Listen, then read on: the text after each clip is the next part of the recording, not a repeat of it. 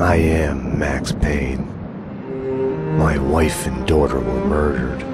It had something to do with the designer drug V. I transferred from the NYPD to the DEA, went undercover to find their killers. I got too close.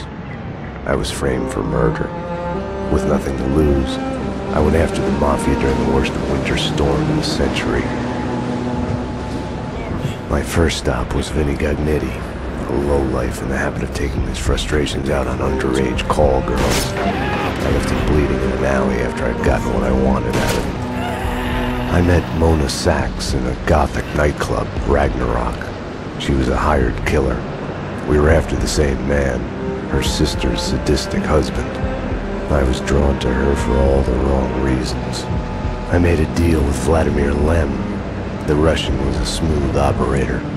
He helped me get to the mob boss I was after, but I was in over my head. The government was involved. A mystery man called Alfred Woden told me the name of my real enemy, Nicole Horn. Woden and Horn were both members of a secret society, the Inner Circle. She was behind V, behind everything. While working for the DA, my wife had accidentally seen papers that incriminated Horn. Woden promised to take care of the charges against me if I took Horn out.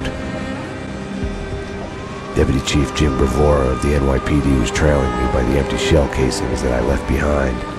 Gunshots made me deaf to the sirens, but they couldn't drown the sobs of my dead wife. Mona sided with me against Horn. She took a bullet for that.